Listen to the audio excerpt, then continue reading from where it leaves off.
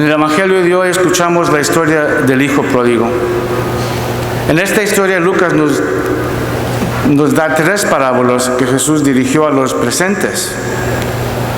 Cuando Jesús habló en parábolas, las historias comunicaron valores y lecciones importantes, todas encontradas en las Escrituras.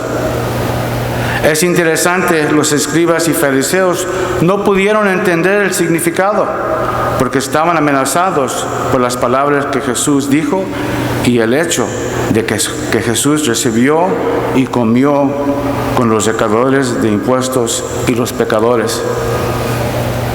¿Alguien aquí alguna vez ha perdido algo de importancia o de valor? ¿Cómo te sentiste cuando lo encontraste? Creo que podemos decir que en un momento u otro hemos perdido algo. Yo he perdido muchas cosas. En el trabajo siempre se me está olvidando la gorra, el teléfono, las llaves. Y cuando los pierdo me siento un poco ansioso, frustrado, porque se me ha separado de mí. Cuando me doy cuenta tengo que retroceder hasta encontrar lo que he perdido. Pero cuando encuentras las cosas que has perdido, ¿no sientes alegría y felicidad?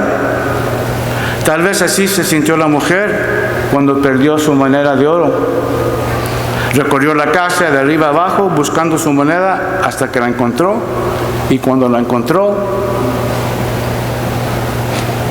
invitó a sus amigas a celebrar. Me gustaría compartir 2 escenarios que me sucedieron a mí, uno la semana pasada y el otro hace como 20 años. El sábado pasado por la mañana una vecina mía se me arrimó y me dijo que si le podía abrir la camioneta porque pensaba que su hijo había dejado las llaves adentro y nomás tenía un set. Pude abrir el auto, pero las llaves no estaban ahí. Las encontró el lunes cuando iba a ir al trabajo, pidió a alguien que le diera ride, y cuando su hijo puso la bolsa de libros en la camioneta, salieron las llaves que estaba buscando.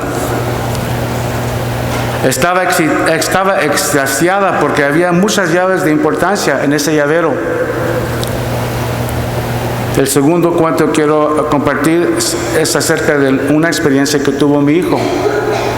Hace muchos años, mientras que mi hijo viajaba con su mamá en nuestro carro familiar, se dio cuenta ella que estaba perdida y le comentó a mi hijo, estoy perdida. Y le causó ansiedad a mi hijo. Y él le replicó, solo quiero ver la cara de mi papi.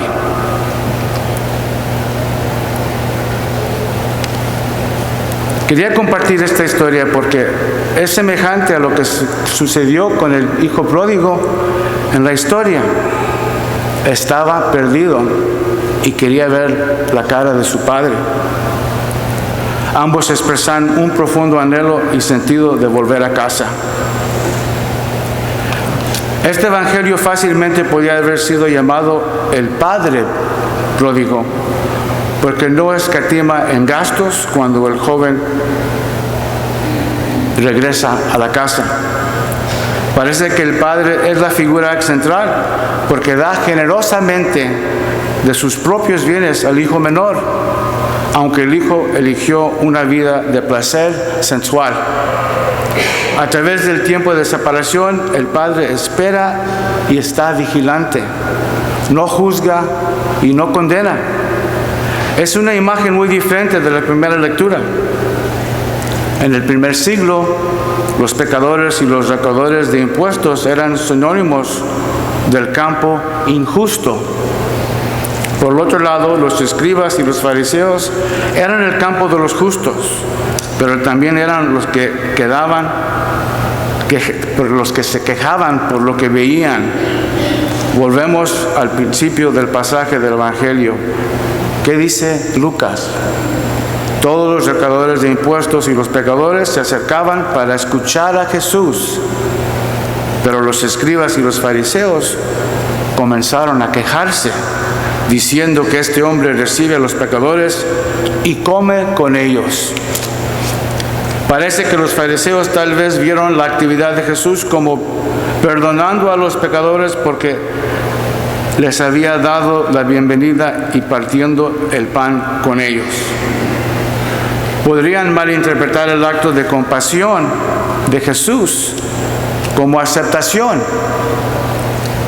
Interesantemente para mí es el contraste entre los fariseos, santurrones, y los que veían como extraños, fariseos que habían perdido el sentido de la compasión o el cuidado. Pero también es digno de mención de lo que sucede a la familia en la historia. El hijo mayor que siempre obedecía las reglas de su padre y el hijo menor que se escapó con los paganos, que se entregaron a una variedad de actos depravados. Creo que Jesús dijo esta parábola porque se dio cuenta de la gran tensión que existía entre las diferentes respuestas de los demás. Por un lado, los santurrones que juzgaban a los demás y se consideraban fuera de la mayor y la gente de la ley, como los fariseos y hasta el hermano mayor, que indica que es más merecedor. El mensaje de Dios es claro. Dios ama a todos y desea que regresen a Él. Si lo hacen, habrá una gran bienvenida para ellos.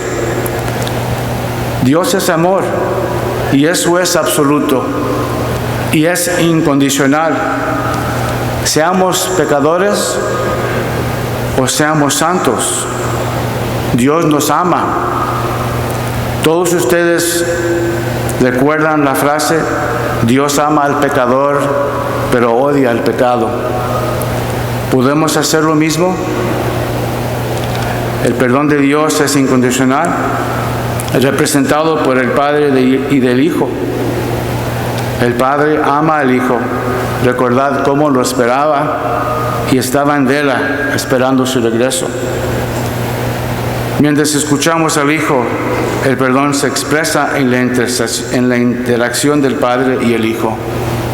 Se reconcilia con el Padre y su Padre lo abraza incondicionalmente. La herida de la división necesita ser restaurada para que el perdón sea completo. ¿Hay una historia pródiga en tu vida? ¿Somos tentados como el hermano mayor a buscar justicia condenando a otros? ¿Podemos vivir el amor del Padre? Pero si sabemos y recordamos que el perdón es una experiencia de gozo, el perdón es una experiencia de gozo. Y ese es el punto de Jesús. Está destacando hoy cuando enfrentemos nuestros desafíos para traer sanidad a otros.